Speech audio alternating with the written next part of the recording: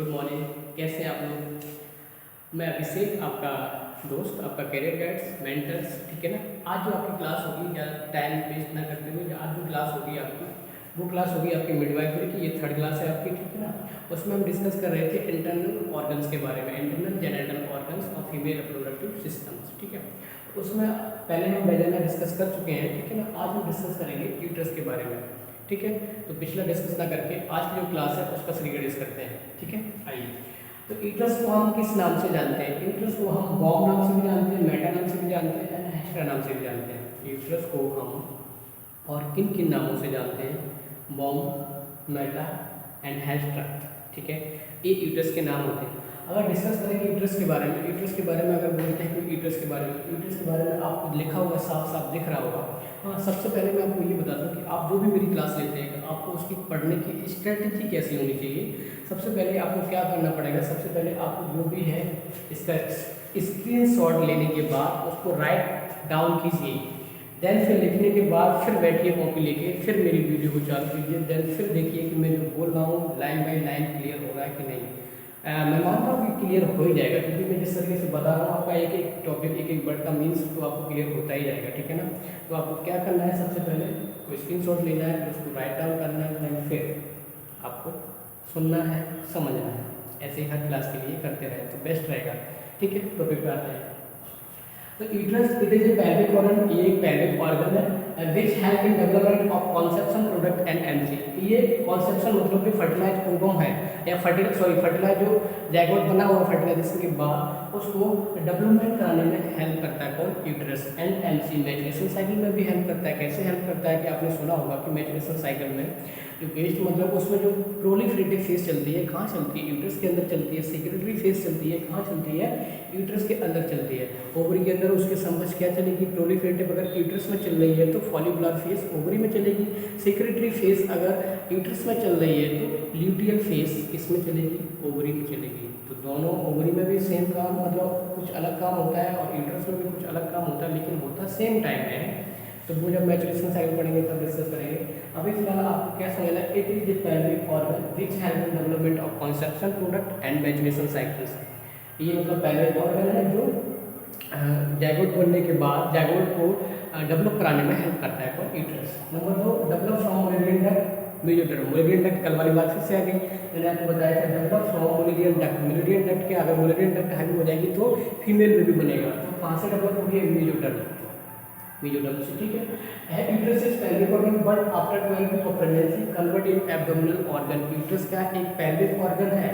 Non pregnant ladies है उसके अंदर यूट्रस में क्या गिना जाएगा? आप बोलेंगे कि नॉन प्रेग्नेंट यूट्रस जो है वो कैसा है? पेल्विक ऑर्गन है। लेकिन अगर कोई लेडीज प्रेग्नेंट हो जाती है, 12 वीक की प्रेगनेंसी हो चुकी है, तो उसको बोलेंगे यूट्रस को ही एब्डोमिनल ऑर्गन बोला जाएगा। एब्डोमिनल ऑर्गन बोला जाएगा। एब्डोमिनल ऑर्गन में कन्वर्ट हो जाएगा कौन? यूट्रस। नॉन प्रेग्नेंट में तो उसको यूट्रस बोलेंगे, ठीक है। पेल्विक ऑर्गन बोलेंगे। Pelvic organ non uterus non pregnant ladies है जो प्रेग्नेंट नहीं है, नॉर्मल लाइफ जी रही है, उसके यूट्रस को हम बोलेंगे पेल्विक ऑर्गन। लेकिन प्रेग्नेंट हो गई है, फर्स्ट वीक कंप्लीट हो चुका है, 12 वीक हो चुके हैं, तो उसको वो हम बोलेंगे एब्डोमिनल ऑर्गन। अगर इसकी साइज की बात करें, नॉन प्रेग्नेंट यूट्रस की बात करते हैं, तो बात करते हैं जो लड़की बिल्कुल ही प्रेग्नेंट नहीं हुई है उसकी बात चल रही है। तो नॉन प्रेग्नेंट यूट्रस की साइज की बात करें तो 7.5 सेंटीमीटर लंबाई, 5 सेंटीमीटर चौड़ाई और 2.5 सेंटीमीटर मोटाई होती है। ये देखिए, length wide and thickness. Length wide and thickness means जो लंबाई है वो 7.5 सेंटीमीटर है, मोटाई है वो 5 सेंटीमीटर है, चौड़ाई है वो 5 सेंटीमीटर एंड 2.5 सेंटीमीटर मोटाई है नॉन प्रेग्नेंट यूट्रस में। अब प्रेग्नेंट यूट्रस में क्या होगा? जो लेडीज प्रेग्नेंट है उसके यूट्रस का साइज क्या होगा? 20 सेंटीमीटर तो लेंथ होगी, 12 सेंटीमीटर चौड़ाई होगी और 5 सेंटीमीटर मोटाई होगी, ठीक है। अब बात करते हैं कि नॉन प्रेग्नेंट यूट्रस का वेट कितना होता है। कोई नॉन प्रेग्नेंट यूट्रस है, प्रेग्नेंट नहीं है, उसका यूट्रस का वेट कितना होता है? अप्रॉक्स मान के चलेंगे तो 40 से 80 ग्राम होता है। अगर एक वर्ड में बोले कि एक वर्ड में बताइए कितना एक्यूरेट कितना वजन होता है, तो 60 ग्राम होता है किसका? यूट्रस का वजन। और नॉन प्रेग्नेंट यूट्रस, ठीक है। अब एक लेडीज प्रेग्नेंट हो चुकी है, टर्म के समय, टर्म मतलब 37 से 40 वीक का समय जो होता है वो टर्म में आता है, ठीक है। उस टाइम पे यूट्रस का वजन कितना होगा? 900 से 1000 ग्राम, मतलब 900 से 1000 ग्राम। अगर एक बर्ड में बात करें तो एक बर्ड में एक्यूरेट कितना होगा, तो 900 ग्राम। ठीक है, जस्ट आफ्टर डिलीवरी जैसे ही हुई, सेकंड स्टेज जैसे ही खत्म, उसके बाद में यूट्रस का कितना वजन रहता है, तो उतना ही रहता है, 900 से 1000 ग्राम, कोई कमी नहीं है। मतलब फिर आफ्टर 42 डेज ऑफ डिलीवरी, मतलब पर पीरियड के बाद यूट्रस का वजन कितना होता है, तो नॉन प्रेग्नेंट स्टेज में लौट आता है, मीन्स इन्वोल्यूशन हो जाता है, मीन्स 60 ग्राम पे आ गया, दोबारा से फिर से 60 ग्राम पे आ गया। राइट, अब आता है कि शेप, आकार कैसा होता है, तो नॉन प्रेग्नेंट जो लेडी होती है उसका आकार कैसा होता है, नाशपाती के आकार का यूट्रस होता है, मीन्स प्यूरिफॉर्म से। अब टर्म की बात करें, मतलब जब टर्म है, मतलब 37 से 40 वीक की जो डिलीवरी हो रही है, उस टाइम पे कैलविन का यूट्रस का आकार कैसा हो जाता है, राउंड शेप हो जाता है, मतलब गोलाकार हो जाता है। ब्लड सप्लाई की बात करें, ब्लड सप्लाई कैसे होती है, अगर आर्टेरियल सप्लाई की बात करेंगे तो यूटेराइन आर्टरी सप्लाई करती है, ब्रांच की बात करेंगे तो इंटरनल इलियक आर्टरी करती है, जो एब्डोमेन एरोला के द्वारा बाद में चली जाती है। ठीक है, वेनस ड्रेनेज की बात करेंगे, वेनस ड्रेनेज मतलब uterine when, internal iliac artery branch हो गई, और जो इंफीरियर वेना केवा से राइट एट्रियम में हार्ट में चली जाती है। ठीक है ना, इतना समझ में आया पूरा। अब बात करते हैं कि पार्ट ऑफ यूट्रस, हमने नॉर्मल जो भी फिनोमिना था यूट्रस का वो हमने जान लिया। अब बात करते हैं पार्ट ऑफ यूट्रस। 4 पार्ट, कितने पार्ट हैं, 4 पार्ट है यूट्रस के।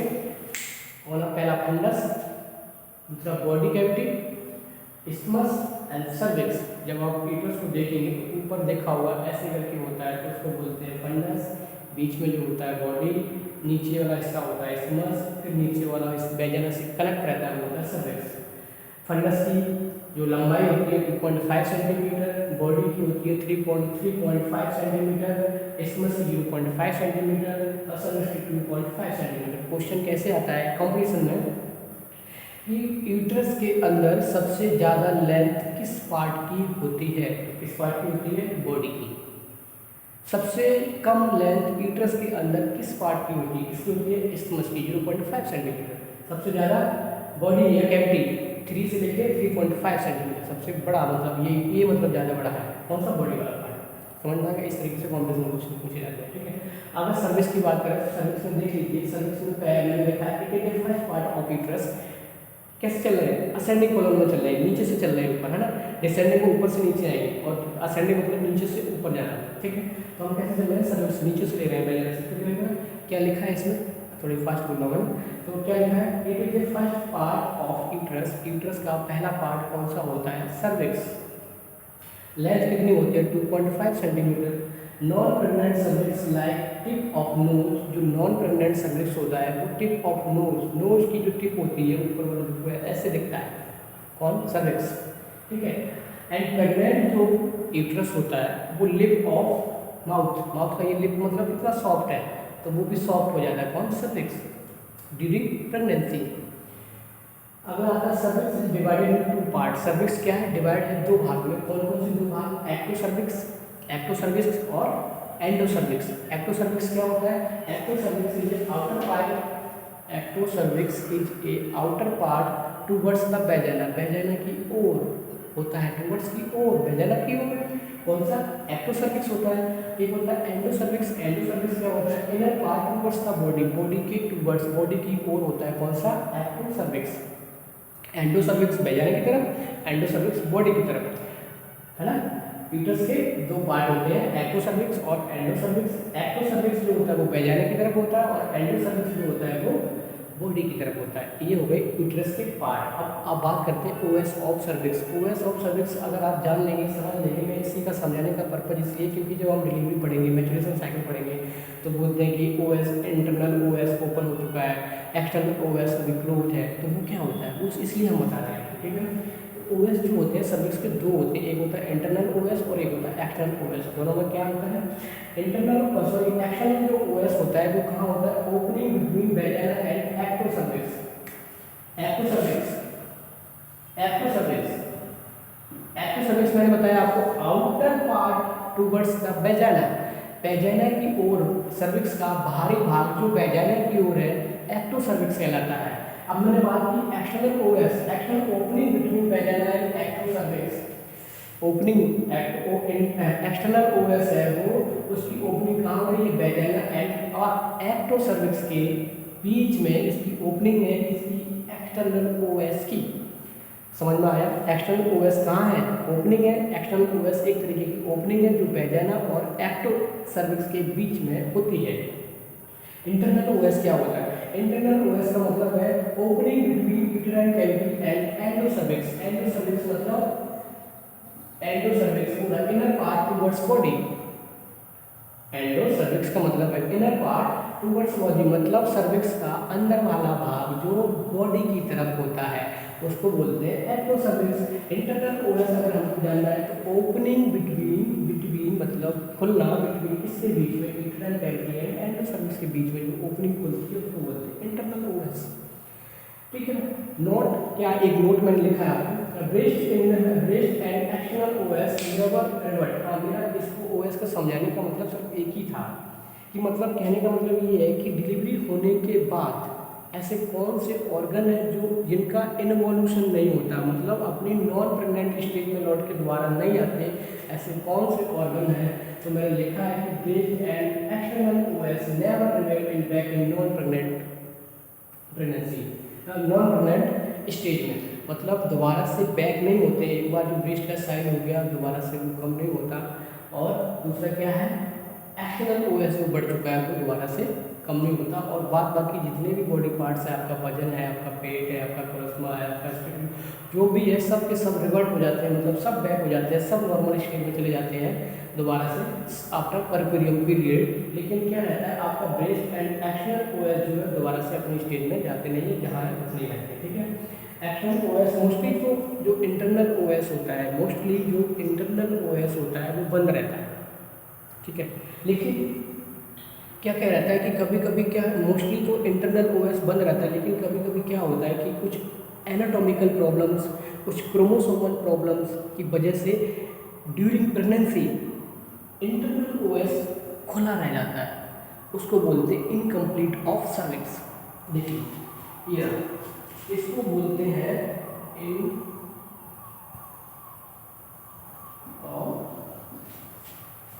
Incomplete of cervix. अब देखिए नॉर्मली जो होता है इंटरनल ओएस बंद रहता है, कब खुलेगा, आपकी मेचुरेशन साइकिल आएगा तब इंटरनल ओएस खुलेगा, उसके बाद जो भी ब्लीडिंग होगी बाहर हो जाएगी इंटरनल ओएस के द्वारा। मोस्टली क्या बंद रहता है। अब क्या होता है कि कुछ ड्यूरिंग प्रेगनेंसी की बात बता रहा हूँ मैं आपको, क्या होता है कि कभी कभी क्या होता है कि एनाटॉमिकल प्रॉब्लम्स या क्रोमोसोमल प्रॉब्लम्स की वजह से इंटरनल ओएस खुला रह जाता है। जब खुला रह गया तो क्या हो सकता है सर, अबॉर्शन कॉज करा सकता है। अबॉर्शन कॉज करा देगा तो आपने देखा होगा इंडिया के अंदर मोस्टली ऑब्स्टेट्रिकल प्रॉब्लम्स, इंडिया क्या वर्ल्ड लेवल पे मोस्टली ऑब्स्टेट्रिकल जो प्रॉब्लम्स है अबॉर्शन है। मैंने जब इंट्रोडक्शन क्लास ली थी आपकी तब मैंने बताया था कि ऑब्स्टेट्रिकल प्रॉब्लम मोस्ट कॉमन कौन सी है, तो अबॉर्शन है। अबॉर्शन क्यों हो रहा है, अबॉर्शन इसलिए हो रहा है कि इंटरनल ओएस एनाटॉमिकल प्रॉब्लम्स या क्रोमोसोमल प्रॉब्लम्स की वजह से खुला रह जाता है, तो वो अबॉर्शन कॉज करा देता है। आपने पढ़े हुए मोस्टली जो अबॉर्शन होते हैं वो फर्स्ट ट्राइमेस्टर में होते हैं, मतलब पहले वाले ट्राइमेस्टर में मोस्टली 75% जो अबॉर्शन होते हैं फर्स्ट ट्राइमेस्टर में हो जाते हैं। अगर सेकेंड ट्राइमेस्टर में अबॉर्शन हो रहा है तो उसका मेन रीजन क्या है, इंटरनल ओएस का खुला रह जाना, इंटरनल ओएस का ओपन रह जाना, उसको बोलते हैं इनकम्प्लीट ऑफ सर्विक्स। कैसे होता है, 75 केसेस जो होते हैं, मतलब 20 वीक से पहले जो अबॉर्शन हो रहे हैं उनको अबॉर्शन कहेंगे, मतलब जो भी हो रहा है गर्भपात हो रहा है उसको अबॉर्शन बोलेंगे। लेकिन इसमें क्या होगा, फर्स्ट ट्राइमेस्टर में मैंने आपको बताया 75% अबॉर्शन जो होते हैं, अगर अबॉर्शन होते हैं तो 75% अबॉर्शन जो होंगे वो फर्स्ट ट्राइमेस्टर में हो जाएंगे, 25% जो अबॉर्शन होंगे वो सेकेंड ट्राइमेस्टर में होंगे, मतलब 20 वीक के बाद 24 वीक 28 वीक तक जो अबॉर्शन होंगे वो सब किसकी वजह से होंगे, इंटरनल ओएस बंद ना, और इंटरनल ओएस बंद ना होने की वजह से वो ओपन रह जाएगा। क्यों ओपन रह जाएगा sir, chromosomal abnormality trisomy 16 chromosomes की ट्राइसोमी के कारण, 16 क्रोमोसोम्स की ट्राइसोमी के कारण इंटरनल ओएस खुला रह जाता है, जिसकी वजह से अबॉर्शन होता है। कौन से ट्राइमेस्टर में, सेकेंड ट्राइमेस्टर में, उसको बोलते हैं इनकम्प्लीट ऑफ सर्विक्स। अब बात करते हैं, क्लियर हो गया होगा आपको, ठीक है। अब उसके बाद बात करते हैं कि इस्थमस, पहला पार्ट हमने जाना सर्विक्स के बारे में, बहुत बड़ा है और भी बता सकते हैं इसमें। अगर सर्विक्स सॉरी हाँ देख लीजिए, अगर इनकम्प्लीट ऑफ सर्विक्स हो गया, प्रॉब्लम तो हो गई, अबॉर्शन हो रहा है, तो हम इसको रोक सकते हैं। कैसे रोक सकते हैं? डोनाल्ड ट्रम्प एक मेथड होता है, उसके द्वारा कर सकते हैं। मैकडोनाल्ड ऑपरेशन करा सकते हैं, है ना, उसके द्वारा इसको रोक सकते हैं। ठीक है, किसको? इनकम्प्लीट ऑफ सर्विस को बंद करा सकते हैं। अरे खुला रह गया, खुला रह गया, कोई मेडिकल ट्रीटमेंट है ना, बंद करो उसको। ठीक है, अब आता है दूसरा इस्थमस। इस्थमस क्या है? इस्थमस दूसरा पार्ट किसका पार्ट है? यूट्रस का। वो मत जाना, इधर ही रहना, है ना। और कौन सा डायलॉग था? आज मैं सुबह डायलॉग सुन रहा था, अपने शहर में इश्क कीजिए, पेट्रोल महंगा, थोड़ी बचत भी कीजिए। ओके ठीक है, टॉपिक पे आते हैं। दूसरा क्या है? इस्थमस। किसका पार्ट है? यूट्रस का। इस्थमस को हम कलेक्टर के नाम से भी जानते हैं, नेक ऑफ यूट्रस भी बोलते हैं। ठीक है, जिसकी लेंथ कितनी होती है? 0.5 सेंटीमीटर। ठीक है, अब बात करते हैं तीसरा कौन सा पार्ट होता है? बॉडी होता है। यूट्राइन कैविटी के भी नाम से जानते हैं। बड़ा है बहुत, लेकिन टाइम कम है इसलिए हम नहीं एक्सप्लेन कर रहे हैं इसको, सर्विस को कर दिया उसके इससे पूछ लेते लोग इसलिए। फंडस, मतलब सर्विस में कोई प्रॉब्लम होगी तो पेप सीमर टेस्ट करते हैं, फन लैग टेस्ट करते हैं, बहुत सारे टेस्ट होते हैं जिसकी वजह से क्या, जो सर्वाइकल म्यूकस होता है ना, उससे हम टेस्ट करते हैं। बहुत सारे टेस्ट, मतलब कुछ डिसऑर्डर, कुछ एब्नॉर्मलिटी, कुछ बीमारियाँ होती हैं जो सर्विक्स में अगर प्रॉब्लम हो जाती है, तो उसको हम डिस्कस नहीं करते हैं क्योंकि उसको पढ़ाएंगे तो काफ़ी बड़ा वीडियो हो जाएगा इसलिए। फंडस की बात करें तो फंडस में top most part of uterus, जो मतलब फंडस ऊपर वाला पार्ट, ऊपर वाला पार्ट मीन्स क्या हो गया?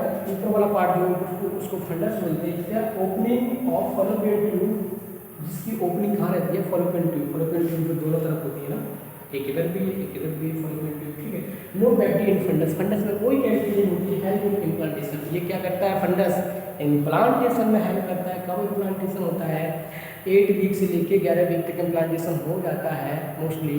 12 वीक के बाद इम्प्लांटेशन जो भी है, मतलब ऑर्गन्स बन चुके थे, उसके बाद में ऑर्गन्स का डेवलपमेंट होता है 9 मंथ तक। जो भी बनना होता है फर्स्ट ट्राइमेस्टर में सारे ऑर्गन बन जाते हैं छोटे छोटे, लेकिन फिर उनका धीरे धीरे डेवलपमेंट होता रहता है। इसीलिए बोला जाता है कि फर्स्ट ट्राइमेस्टर में बहुत सारी मेडिसिन है। फर्स्ट ट्राइमेस्टर में क्या, पूरी प्रेगनेंसी के अंदर बहुत सारी मेडिसिन है जिनको टेट्रोजेनिक बोला जाता है, नहीं दे सकते। कुछ मेडिसिन हैं जैसे पीसीएम है, इंसुलिन है, कुछ ऐसी मेडिसिन हैं जिनको हम प्रेगनेंसी के अंदर दे सकते हैं। बाद बाकी जो भी मेडिसिन है, 10-12 मेडिसिन हैं जो प्रेगनेंसी के अंदर दे सकते हैं। बाद बाकी जितनी भी मेडिसिन हैं सब कॉन्ट्राइंडिकेटेड है, सब टेट्रोजेनिक है। ठीक है, अब इतना मेरे को समझ में आ चुका है। अब बात करते हैं इसके बाद, एक बार देख लीजिए आप, दोबारा से जल्दी समझा देता हूँ मैं। यूट्रस को हम बॉम्ब या मेटल या हिस्टेक्टोमी अपने नाम सुना होगा, रिमूवल ऑफ द यूट्रस, वहीं से लिया हिस्टेक्ट। ठीक है, तो ये यूट्रस के बारे में, it is pelvic organ which help in development of conception product, develop from Mullerian duct. Mullerian duct से डेवलप होता है कौन सी? मेजोडर्म। मेजोडर्म कौन सी है? जनरेयर है। यूट्रस इज पेल्विक ऑर्गन, मतलब 12 वीक से पहले नॉन प्रेग्नेंट यूट्रस है तो वो क्या पेल्विक ऑर्गन में गिनाया जाएगा। लेकिन 12 वीक कंप्लीट होने के बाद, जैसे प्रेगनेंसी 12 वीक कंप्लीट होते हैं, वैसे उसको एब्डोमिनल ऑर्गन में गिनाया जाएगा। अगर इसकी लेंथ की बात करें, नॉन प्रेग्नेंट के अंदर 7.5 सेंटीमीटर, 5 सेंटीमीटर एंड 2.5 सेंटीमीटर क्या रहती है? इसका लंबाई चौड़ाई मोटाई रहती है। ठीक है, और प्रेग्नेंट के अंदर 20 सेंटीमीटर लंबाई, 12 सेंटीमीटर आपकी चौड़ाई, और मोटाई, चौड़ाई, और 5 सेंटीमीटर आपकी मोटाई रहती है। ठीक है ना। नॉन प्रेग्नेंट के अंदर वजन कितना रहता है? नॉन प्रेग्नेंट यूट्रस का वजन कितना रहता है? नॉन प्रेग्नेंट यूट्रस का वजन रहता है आपका 40 से 80 ग्राम, और अपन टर्म में बात करें तो 60 ग्राम, और प्रेगनेंटी के मतलब टर्म के समय 900 से 1000 ग्राम हो जाता है। ठीक है ना। नाशपाती का आकार का होता है, जब टर्म पे आता है तो गोल हो जाता है, अंडाकार हो जाता है। सप्लाई इसकी यूट्राइन आर्टरी करती है और बेल उसको रिटर्न ब्लस करती है। ठीक है ना, सॉरी ये क्या है, सर्विक्स के पार्ट अपने 4 फंडस, बॉडी और इस्थमस और सर्विक्स। सर्विक्स में बताया कि it is 2 part, ectocervix, endocervix. Ectocervix है आउटर पार्ट, मतलब बाहर का पार्ट है, लेकिन बाजार की तरफ जो होता है वो एक्टो सर्विक्स होता है। एंडो सर्विक्स मतलब बॉडी की तरफ है, और इनर पार्ट है और बॉडी की तरफ है, उसको हम बोलते हैं क्या? Ectocervix. ठीक है, ओएस इंटरनल ओएस होता है और external os. External os opening between बाजार and ectocervix, internal os opening between uterine cavity and endocervix. Breast और एक्सटर्नल ओएस जो होता है दोबारा से अपनी रिवर्ट नहीं होते हैं, अपनी वापस स्टेज में नहीं जाते, जितने और नहीं रह जाते हैं। ठीक है, इंटरनल ओएस मोस्टली बंद ही रहता है। अगर खुला रह जाता है तो क्या हो जाता है? तो इनकम्प्लीट और सर्विस कराता है, जो अबॉर्शन क्रिएट करा सकता है सेकंड ट्राइमेस्टर में। ठीक है ना, अगर हो गया तो उसका ट्रीटमेंट है, मैकडोनाल्ड ऑपरेशन करा दिया हो जाएगा। ठीक है ना, इसके बाद बॉडी फंडस आपने ये जाना। ठीक है, इसके बाद हम पढ़ते हैं, अब इसको रफ करते हैं। एक बार स्क्रीनशॉट ले लीजिए आप। ठीक है, देख लीजिए ध्यान से। एक बार स्क्रीनशॉट ले लीजिए आप, फिर मेरे को बताइए। आई थिंक ले लिया गया होगा आपने, अब इसको मिटा देते हैं।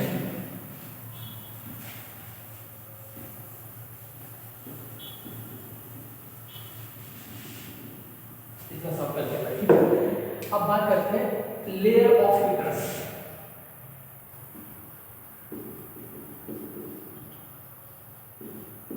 लेयर ऑफ यूट्रस, यूट्रस की 3 लेयर होती है। Number 1 मैट्रियम, number 2 myometrium, number 3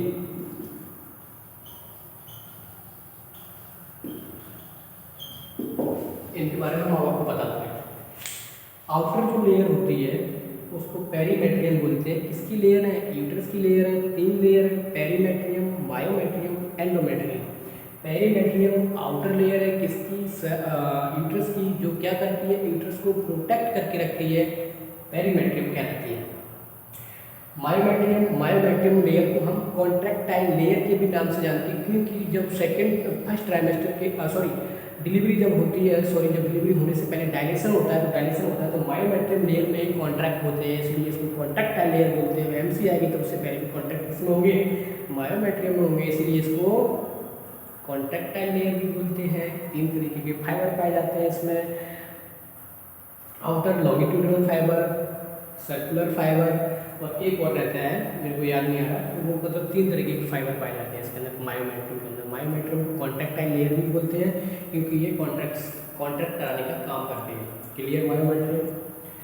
endometrium is the inner most layer of the uterus, ठीक है। एंडोमेट्रियम में आपको एक क्वेश्चन पूछा जाता है कि डिसिडुआ किसको कहते हैं? मोस्टली एएनएम, जीएनएम, वाइवा हो, एग्जाम हो, कॉम्पिटिशन हो, पूछ लेते हैं कि डिसिडुआ क्या होती है।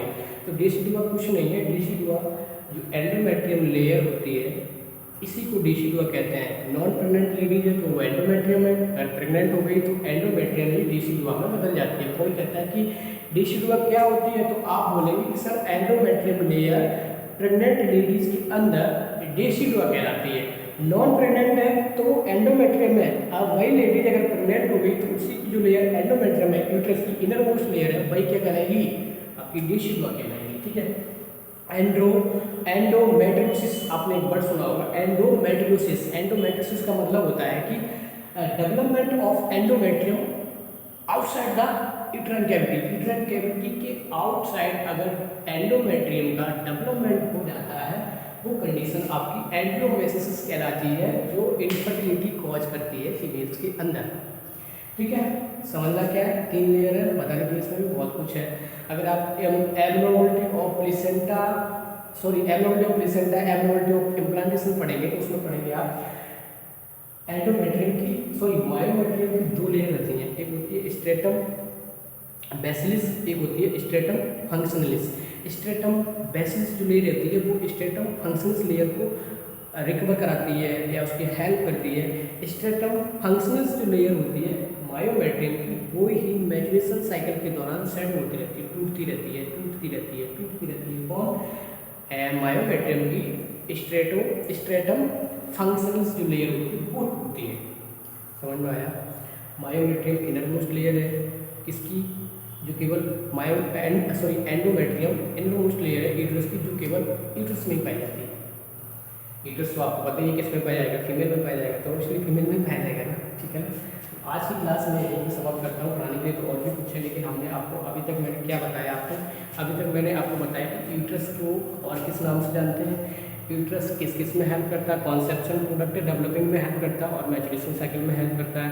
12 वीक से पहले पेल्विक ऑर्गन रहता है, 12 वीक के बाद में क्या हो जाता है? वो एब्डोमिनल ऑर्गन बन जाता है। उसके बाद मैंने बताया कि नॉन प्रेग्नेंट यूट्रस का साइज क्या होता है।